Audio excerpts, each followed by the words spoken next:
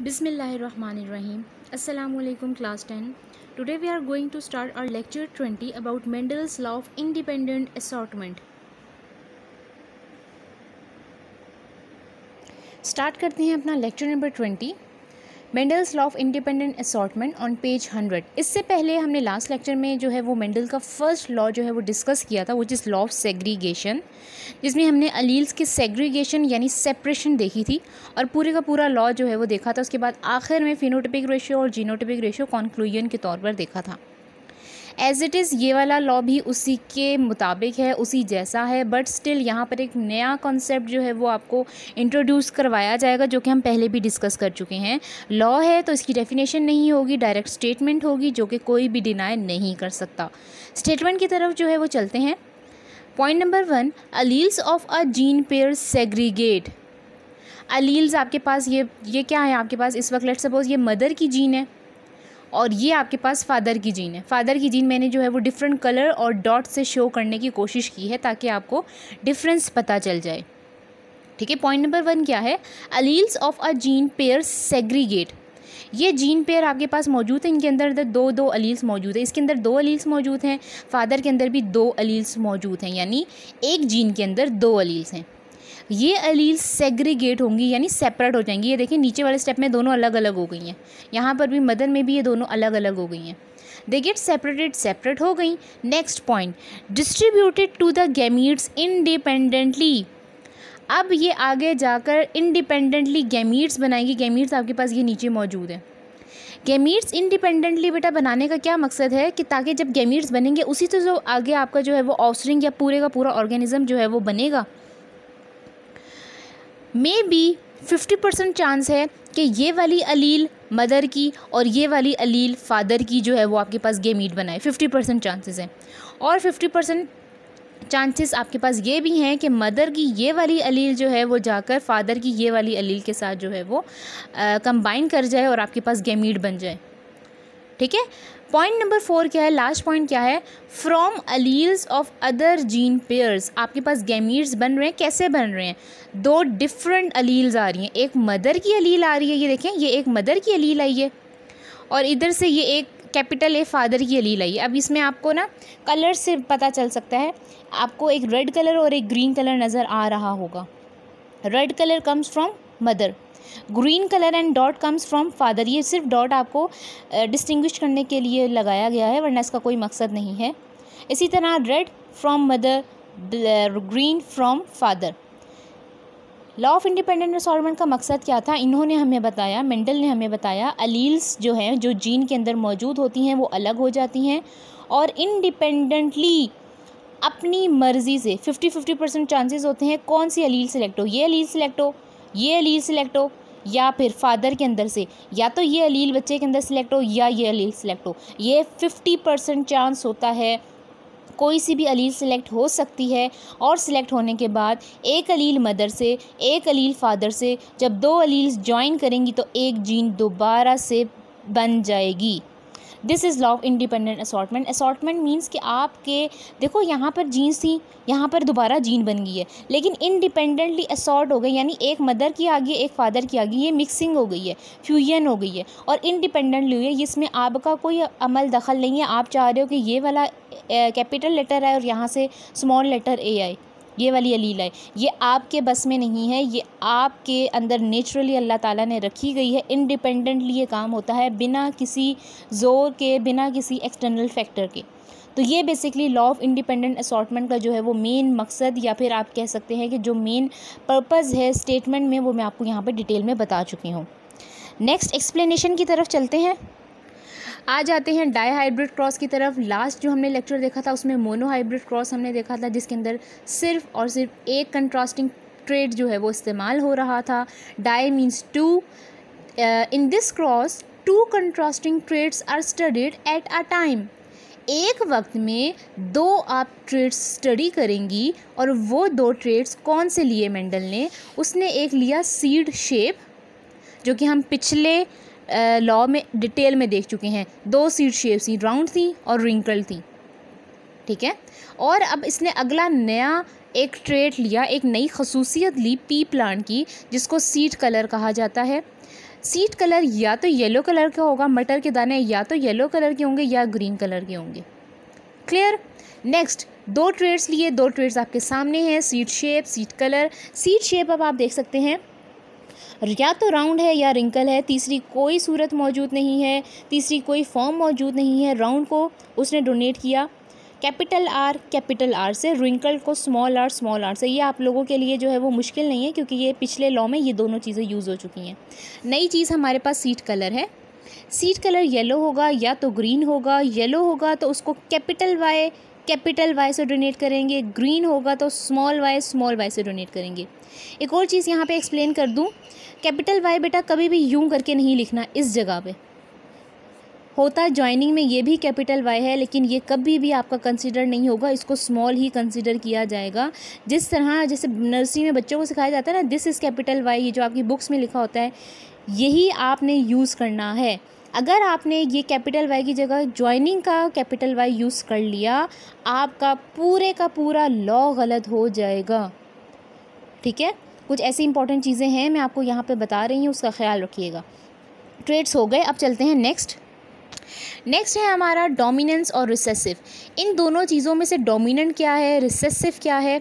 Dominant हमारे पास यहाँ पे तो हमें पता है राउंड डोमिनेंट है, ठीक है, और रिंकल जो है वो रिसेसिव है, जबकि इधर का हमें नहीं पता, ये हमने देखना है। येलो बेटा डोमिनेंट है, ग्रीन रिसेसिव है। येलो डोमिनेंट मतलब जब मेंडल ने काम किया उसने देखा कि ज़्यादा से ज़्यादा सीड्स के कलर जो हैं वो येलो आ रहे हैं, ज़्यादा से ज़्यादा। ये उसका काम था, जो उसने ऑब्ज़र्व किया उसने वही लिखा। उसको येलो ज़्यादा मिले, उसने कहा येलो डोमिनेंट है। उसको ग्रीन कम मिले, उसने कहा ग्रीन रिसेसिव है। ठीक है, अब चलते हैं आगे अपने क्रॉसेस की तरफ। जो हमने लॉ ऑफ सेग्रीगेशन के पूरे क्रॉस पढ़े हैं, F1 जनरेशन, F2 जनरेशन, वही हम इस लॉ के भी देख लेते हैं।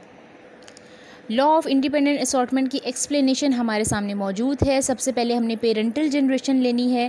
पेरेंटल जनरेशन में आपके पास पेरेंट्स के अंदर हमने 2 जीन्स स्टडी करनी है, इसीलिए यहाँ पर आपको पिछले लॉ के मुताबिक डबल चीज़ें नज़र आ रही हैं। पिछले लॉ में हमने सिर्फ और सिर्फ एक ट्रेड स्टडी किया था बेटा, तो वहाँ कैपिटल आर और कैपिटल आर था, यानी एक जीन थी। आज के लॉ में हम डायहाइब्रिड क्रॉस जो है वो स्टडी कर रहे हैं, इसलिए यहाँ पर 2 ट्रेड्स यूज़ हो रहे हैं, यानी 2 जीन्स यूज़ हो रही हैं। और हमें पता है एक जीन के अंदर 2 अलील्स होती हैं, तो 2 2 4, यहाँ पर हमारे पास 4 अलील्स है, इधर भी और इधर भी। ये मदर लेट सपोज और ये फादर है। पेरेंटल जनरेशन, ये दोनों पेरेंट्स हैं। Capital R means round, capital Y means yellow, small R means wrinkled, small Y means green. Parental generation के बाद नेक्स्ट बारी आती है गैमीट्स बनने की। गैमीट्स, इनमें से कैपिटल आर अब गैमीट्स कैसे बनते हैं, गैमीट्स बनने का तरीका मैं पिछले लॉ में डिटेल में बता चुकी हूँ कि गैमीट्स उस वक्त बनते हैं जब अलील्स अलग अलग हो जाती हैं। अब बेटा ये अलील्स आपकी अलग हुई, कैपिटल आर अलग हुआ, कैपिटल वाई अलग हुआ। आपका जो गैमीट्स है यहाँ पर एक आर की अलील, एक वाई की अलील आएगी। अब आप कहेंगे कि गैमीट्स में अगर तो अलग हो रहे हैं तो ये एक साथ क्यों आ रहे हैं? एक साथ इसलिए आ रहे हैं क्योंकि मैं डायहाइब्रिड जो है वो क्रॉस डिस्कस कर रही हूँ, मैं 2 चीज़ों को देख रही हूँ, तो दोनों चीज़ों को साथ आगे जाएंगी आपके पास। ठीक है, डबल अलील्स आगे नहीं जाएंगी। गैमीट्स में कभी भी डबल अलील नहीं होती, हमेशा सिंगल अलील होती है, इसीलिए यहाँ से एक आर और एक वाई आएगा। अब आपका सवाल ये हो सकता है कि दूसरा आर और दूसरा वाई कहाँ गया? तो बेटा दूसरा आर और दूसरा वाई यहीं पर है, शो नहीं किया गया क्योंकि दोनों सेम है। ठीक है, अगले पे आ जाते हैं। यहाँ पर हमारे पास स्मॉल आर स्मॉल वाई है, रिंकल ग्रीन है।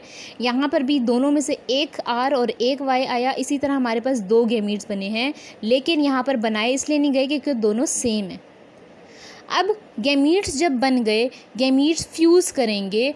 जब आपको पता है जब गैमीट्स फ्यूज़ करते हैं तो क्या होता है, ऑफस्प्रिंग बनता है, यानी इन पेरेंट्स के बच्चे बनते हैं। तो फर्स्ट फीलर जनरेशन इसको कहा जाता है। ये आर और वाई इस आर और वाई के साथ फ्यूज़ करेगा, यानी ज्वाइन करेगा, मीट करेंगे। अब यहाँ पे कैपिटल आर है, यहाँ पे स्मॉल आर है, एक ये जीन बन गई। यहाँ पर कैपिटल वाई है, यहाँ पे स्मॉल वाई है, एक ये जीन बन गई। पेरेंट्स के अंदर भी 2 जीन्स थी, ऑफस्प्रिंग के अंदर भी 2 जीन्स थी। तमाम के तमाम ऑफस्प्रिंग्स, तमाम के तमाम फीमेल जनरेशन्स राउंड और येलो प्रोड्यूस हुए। This is F1 generation. ये आपकी फर्स्ट फीमेल जनरेशन है, ये पेरेंट्स हैं, ये इनकी ऑफस्प्रिंग्स हैं, ठीक है। अब मेरी बात सुनिए, यहाँ पर ये जो पेंसिल से मैंने जीन्स बनाए हैं, सॉरी गैमीट्स बनाए हैं बेटा, ये भी आगे जाकर आपके पास एक और इस तरह का बनाएंगे, capital R small r capital Y small y। तो ये क्या हो जाएगा, ये भी क्या है, इसमें कैपिटल R मौजूद है तो राउंड होगा क्योंकि राउंड डोमिनेंट है, कैपिटल Y मौजूद है तो येलो होगा क्योंकि येलो डोमिनेंट है, हमेशा डोमिनेंट चीज़ एक्सप्रेस करती है। तो देखें दोनों के दोनों राउंड और येलो हैं। मैंने सिर्फ इसको एक दफ़ा लिखा और नीचे लिख दिया ऑल राउंड येलो, तो इसका मतलब है कि मुझे ये चीज़ लिखने की ज़रूरत ही नहीं है, ठीक है। अपने आप को या फिर अपने चीज़ को इतना ख़राब करने की ज़रूरत नहीं है कि हम लोग ही कंफ्यूज हो जाएं। हम लोगों ने इसको सिर्फ एक दफ़ा लिखा है ताकि हमें ये समझ आ जाए कि हमारा जो है वो आंसर आ क्या रहा है। आंसर सेम है, इसलिए आप उसको 2 बार लिखे ही ना। यहाँ तक मेरे ख्याल से हो गया है कंप्लीट, आप लोगों को समझ आ गया होगा। F1 जनरेशन हो गई है। अब चलते हैं नेक्स्ट स्टेप पे। ये जो हमारे पास ऑफस्प्रिंग्स या फर्स्ट फीमेल जनरेशन आई है, अब हमने इनको सेल्फ फर्टिलाइज करवाना है। F1 को क्रॉस करना है F1 से। यहाँ पर हमारे पास F1 जनरेशन क्या आई थी, capital R small r capital Y small y, हमने ये यहाँ लिख लिया और इसको इसी पौधे के साथ क्रॉस करवाया, यानी सेल्फ पॉलिनेशन करवाई है। इसके पोलन्स जो हैं वो हमने दोबारा से यूज़ करके एक नया पौधा उगाया है, ठीक है। हमने कोई दूसरा पोलन यूज़ नहीं किया, इसको आपस में जो है वो हमने फर्टिलाइज़ करवाया है। अब क्या होगा, F1 जनरेशन जब क्रॉस कर रही है, सबसे पहले तो वो गैमीट्स बनेंगे। अब ये देखें हमारे पास गैमीट्स ये 4 बन के आ गए, ये कैसे बनेंगे। तो गैमीट्स बनाने का तरीका पिछले टॉपिक में देख चुके हैं, लेकिन यहाँ पर फिर डिटेल में मैं आपको ये सिखा रही हूँ कि ये गैमीट्स कैसे बनते हैं। तो वो एक अलग उसमें सिखाती हूँ ताकि हमारा ये चीज़ डिस्टर्ब ना हो। आपके सामने ये चीज़ मौजूद है, capital R small r capital Y small y। Gametes बनने हैं, इन दोनों के गैमीट्स कैसे बनेंगे, पहला स्टेप क्या होता है उसमें से, आपकी जीन्स के अलील सेपरेट हो जाएंगे। ये R देखें, ये सेपरेट्स हो गए, यहाँ पर भी सेपरेट हो गए। अब 50% चांस होता है कि आपका ये वाला R अगले Y के साथ कैसे आपके साथ जो है वो मीट करेगा या फ्यूज़ करेगा। हो सकता है 50% चांस है कि वो कैपिटल Y के साथ जाए, ये बना दे। हो सकता है ये कैपिटल R अगले वाले का स्मॉल y के साथ बनाए और ये बना दे। 50% चांसेस होते हैं। इसी तरह यहाँ पर हमारे पास ये भी चांसेस हैं कि स्मॉल r जो है वो कैपिटल Y के साथ जाएगा या स्मॉल y के साथ जाएगा। ये चांसेस मौजूद होते हैं, हर किसी के चांसेस मौजूद होते हैं। हमें नहीं पता कि हमारी कौन सी जीन सिलेक्ट होगी। अब आप कहेंगे ये जो 4 आपके पास जीन्स है ना, capital R capital Y capital R small y, ये 4 जीन्स आपके अपने लेक्चर में मौजूद हैं इस जगह पे। ये 4 जीन्स कैसे आए हैं बेटा, मैंने आपको बता दिया है। ये R या तो इस Y के साथ ये रहा, ये R इस छोटे y के साथ ये रहा, अब ये वाला R इस कैपिटल Y के साथ ये रहा, ये वाला R स्मॉल r इस स्मॉल y के साथ ये रहा। 4 केसेस ये हो गए। अब इधर की बारी है, मेल की बारी है। यहाँ पर मैंने आपके सामने सिर्फ और सिर्फ 4 जीन्स बनाए थे, 4 गैमीट्स बनाए थे। अब 4 मैं आपके सामने बनाऊंगी। अब इस R की बारी है। ये वाला R या तो कैपिटल Y के साथ जाएगा, कैपिटल Y के साथ जाएगा तो क्या बनाएगा, कैपिटल R कैपिटल Y, ठीक है। और यही वाला R स्मॉल y के साथ भी जा सकता है, तो ये क्या बनाएगा आपके पास, capital R small y। Clear. अब स्मॉल r रह गया। स्मॉल r के पास भी चांस है कि वो इसके कैपिटल Y के साथ चला जाए, स्मॉल r कैपिटल Y बना दे, या फिर इस स्मॉल r के पास चांस है कि वो आपके पास स्मॉल y के साथ पास चला जाए और ये आपके पास बना दे। कितने जीन्स गैमीट्स बने, 1 2 3 4 गैमीट्स यहाँ पर भी बन गए और 4 गैमीट्स यहाँ पर भी बन गए। अब यहाँ पर सवाल होगा ये वाले क्यों नहीं यूज़ किए, तो ये वाले बेटा यहाँ पर यूज़ हो चुके हैं इसके साथ, ठीक है। फीमेल के मेल के साथ मिक्स होने थे, हो गए। ये देखें इस तरह मिक्स हुए हैं। अब अगर मेल और फीमेल दोनों के R यूज़ होंगे तो फ़ायदा क्या होगा, दोनों के सेम है ना, तो R छोड़ के Y जो है वो ज्वाइन किए हैं। और इसी तरह ये वाले जो हैं, ये वाले आपके इसके साथ ज्वाइन कर गए, यानी मिक्सिंग हर जगह हुई है। एक दफ़ा दोबारा आपको क्लियर कर देती हूँ। कि गैमीट्स बनते कैसे हैं। Let's suppose this is your first filial generation. सबसे सिंपल तरीका जो हमें फॉक मेथड, FOR के फॉक मेथड, वो फॉक जिससे आप नूडल्स वगैरह खाते हैं, ठीक है, चम्मच होता है ना, स्पून, उसको फॉक मेथड।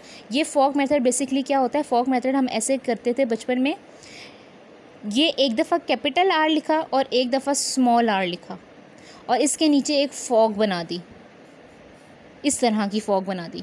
फॉक मतलब कांटा नुमा। अब इसके नीचे हमने ये कैपिटल R इसके साथ भी जा सकता है और इसके साथ भी जा सकता है, तो इसके नीचे एक कैपिटल Y लिखा और एक स्मॉल y लिखा, और ये भी कैपिटल Y के साथ भी जा सकता है और स्मॉल y के साथ भी जा सकता है, और ये y इसको ऐसे लिखा, एक कैपिटल Y और एक स्मॉल y, नीचे फॉक बना दी। इसको FOR के फॉर्क कहते हैं, ठीक है। अब हमारे पास चांसेस हैं कि ये कैपिटल Y कैपिटल R के साथ भी जा सकता है, स्मॉल r के साथ भी जा सकता है, ये स्मॉल y कैपिटल R के साथ भी जा सकता है और स्मॉल r के साथ भी जा सकता है। y हमेशा नीचे y के साथ नहीं जाएगा। गैमीट में एक एक अलील मौजूद होती है, एक एक। अब देखें, इसको देखें, कैपिटल R कैपिटल Y, इसको देखें कैपिटल R स्मॉल y। अब इसको देखें, फॉकी एक तरफ हो, स्मॉल r कैपिटल Y। अब इसको देखें, स्मॉल r स्मॉल y। अब इधर देखें, कैपिटल R कैपिटल Y। मैंने इसमें R पहले इसलिए लिया है क्योंकि मैं पीछे से तरतीब में लेती आ रही हूँ। अगर मैंने यहाँ पे R पहले लिख लिया तो मेरे ही रिजल्ट जो हैं वो डिफरेंट आ जाएंगे। तो ऊपर मतलब पहले या बाद में करने से कोई फ़र्क नहीं पड़ता, लेकिन इस बात का ख्याल रखना कि जो स्मॉल लेटर होगा वो पहले आएगा, जैसे स्मॉल लेटर बाद में आएगा जब अगर दोनों सेम होंगी, जैसे मैंने यहाँ पर लिखा हुआ है। दोबारा वापस आ जाते हैं इस पर, स्मॉल r कैपिटल Y, क्योंकि पीछे भी ऐसे ही है तो मैंने यहाँ पर भी ऐसे ही लिखा है ताकि मुझे कन्फ्यूजन ना हो। ये देखें, स्मॉल y कैपिटल R, ये स्मॉल y स्मॉल r। कितने गैमीट्स बने हैं? 1 2 3 4 5 6 7 8 गैमीट्स बन गए। ये आपके एक तरफ के गैमीट्स हैं, ये आपके दूसरे की तरफ के गैमीट्स हैं, और देख लें दोनों एग्जैक्टली सेम है। और यहाँ पर मैंने गलती कर दी है जो मैं आप ही को समझा रही थी, पहले R आएगा और फिर Y आएगा। यहाँ पर भी पहले R आएगा और फिर Y आएगा, क्योंकि हम लोग पहले ये डिस्कस करें उसी तरतीब में जाएंगे आगे। अच्छा है, मेरे से गलती होगी ताकि आप लोगों को भी समझ आ जाए। ये बेटा मैंने आपको डिफरेंट गैमीट्स बनाने के तरीके बताए हैं। यहाँ पर अगर बहुत ज़्यादा देखें ना, कॉम्प्लिकेटेड हो गया, इतनी सारी लाइंस लगी हैं, तो ये अगर आपको नहीं समझ आया, सिंपली फॉग मेथड जो हम लोगों को BSc के ज़माने में सिखाया गया था, मैंने आपको वो सिखा दिया है कि आप एक ये वाला R लें और ये स्मॉल r लें, और यहाँ पर नीचे जितने भी कॉम्बिनेशंस बन सकते हैं उसको फॉग पे ले लें। उम्मीद करती हूँ ये क्लियर हो गया होगा। अभी सिर्फ और सिर्फ गैमीट्स बने हैं, 4 गैमीट्स मेल के, 4 गैमीट्स फीमेल के। गैमीट्स बन गए हैं। यहाँ पर गैमीट्स देखें 4 और 4 बन चुके हैं। कैसे बने हैं ये मैं आपको डिटेल में बता चुकी हूँ। अब गैमीट से आपके पास F2 जनरेशन आनी है, यानी सेकंड फीलियल जनरेशन आनी है। ये जो आपके पास F1 थे ना, अब उनकी ऑफस्प्रिंग्स आने हैं, उनके जो है वो आगे से यंग वंस आने हैं। कैसे आएंगे? यहाँ पर तो हम लोगों ने इनको फ्यूज़ कर दिया था तो हमारे पास डायरेक्ट ये आ गया। अब यहाँ पे आप किसके साथ फ्यूज़ करेंगे? 4 मौजूद हैं। ये वाला इसके साथ भी फ्यूज़ होगा, ये फर्स्ट वाला इधर से इसके साथ, ये वाला इसके साथ, ये वाला इसके साथ, यानी इसका एक इसके चारों के साथ फ्यूज़ होने के चांसेस हैं। ये बहुत मुश्किल हो जाता है। इसके लिए आपको ये प्यूनिट स्क्वायर जो है वो मैंने पिछली बार भी सिखाया था, अभी फिर से बनाना सिखा रही हूँ। मेल के गैमीट्स एक साइड पे, फीमेल के गैमीट्स एक साइड पे, ये वाले आपने ट्रांसफ़र कर दिए, लिख दिए। अच्छा, उसके बाद इनको देखें, मल्टीप्लाई करें। कैपिटल R लिख दिया, कैपिटल Y लिख दिया, कैपिटल R लिख दिया, कैपिटल Y और स्मॉल y हमेशा बाद में आएगा। इस तरह करते करते आपने ये पूरा टेबल बना दिया। पूरा टेबल आपके सामने मौजूद है। अब आप ज़रा इसको गौर से देखें और अब इसकी फिनोटाइप बताएं। यहाँ पर कैपिटल R मौजूद है तो ये क्या होगा? राउंड। कैपिटल Y मौजूद है तो ये क्या होगा? येलो। ठीक है।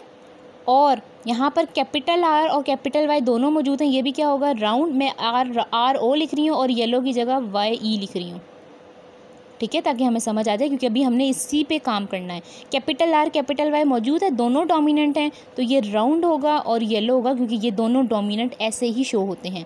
कैपिटल R कैपिटल RY मौजूद है, राउंड और येलो। नेक्स्ट चलते हैं।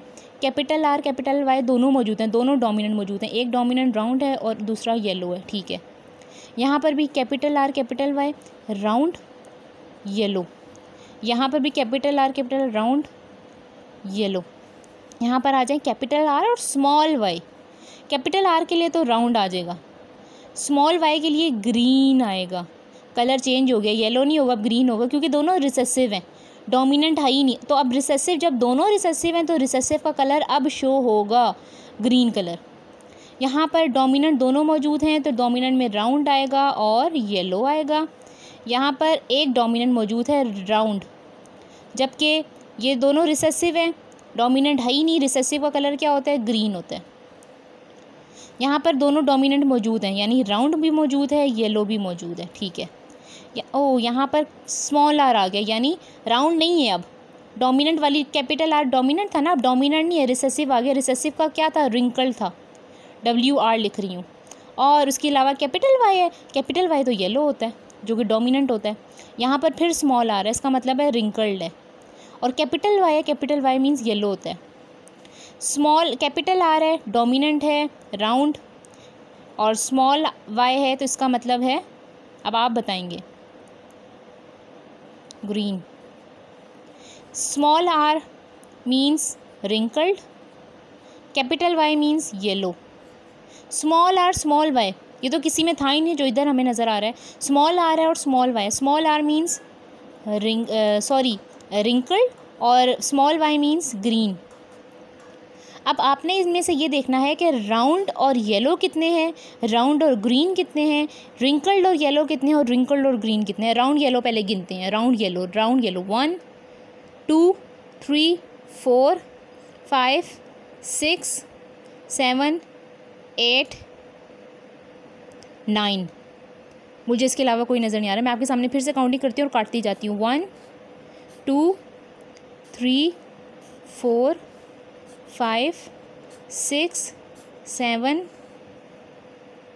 8 9 9 है। इसके अलावा मुझे कहीं राउंड येलो नज़र नहीं आ रहा, आर और जी राउंड येलो देख लिया आप, नहीं नज़र आया। कितने आ गए मेरे पास राउंड येलो, 9 रेशो। अब आप ढूंढेंगे राउंड ग्रीन, 1 2 3।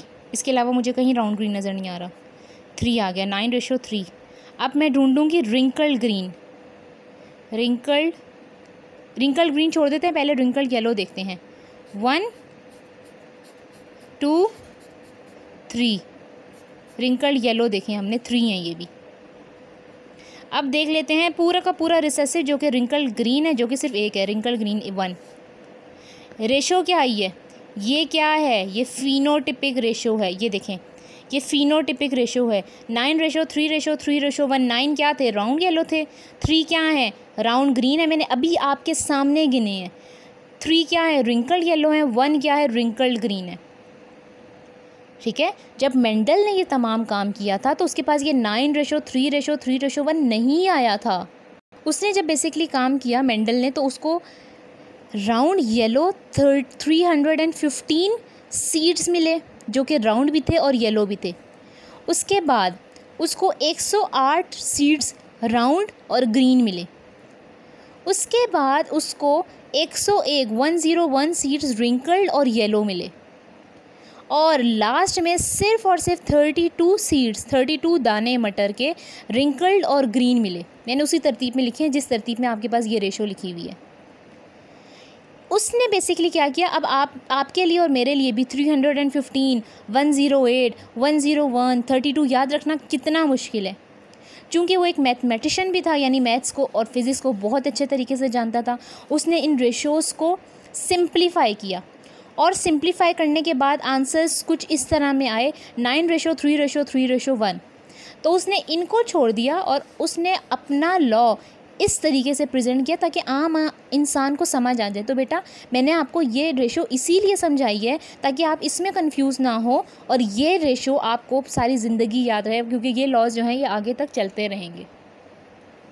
यहाँ तक हमारा जो है वो कंप्लीट हो गया है हमारा लॉ। सेकंड लॉ मैंने कोशिश की है कि आपको बहुत अच्छे तरीके से समझ आ जाए। नहीं आई समझ तो आप मुझसे पूछ सकते हैं। इसके अलावा आपकी बुक में प्यूनिट स्क्वायर, ये जो मैंने आपके सामने बनाया है ना प्यूनिट स्क्वायर, इसके बारे में थोड़ी सी डिटेल बताई है कि ये बेसिकली हम क्यों बनाते हैं। ये इसलिए हम बनाते हैं कि हमें पता चल जाए कि मदर के गैमीट्स और जब फादर के गैमीट्स फ्यूज़ करेंगे, एक दूसरे के साथ ज्वाइन करेंगे, तो कौन कौन सी पॉसिबिलिटीज़ सामने आ सकती हैं। लेट्स सपोज़ ये हमारे साइंटिस्ट के लिए जो है वो बहुत इम्पॉर्टेंट चीज़ है। अगर कोई बीमारी आ जाती है तो वो देखते हैं कि मदर के गैमीट्स और फादर के गैमीट्स जब वो फ्यूज़ करेंगे तो हमारे पास आउटकम क्या आएगा, यानी हमारे पास रिज़ल्ट क्या आएगा। तो बच्चों के जीनोटाइप्स कैसे कैसे आ सकते हैं, ये हमारे सामने आ जाते हैं। अब इसके अंदर भी चांसेस होते हैं, कभी किसी बच्चे में ये आ जाए, किसी ऑफस्प्रिंग में ये वाला आपके पास जीन्स आ जाएं, किसी में ये वाले जीन्स आ जाएं, तो ये डिपेंड करता है। लेकिन कभी भी ऐसा नहीं होता कि यही वाला आए। 100% चांस किसी का भी नहीं होता। हर किसी के बराबर और इक्वल चांसेस होते हैं कि कौन सी जीन आपके ऑफस्प्रिंग में एक्सप्रेस कर जाए।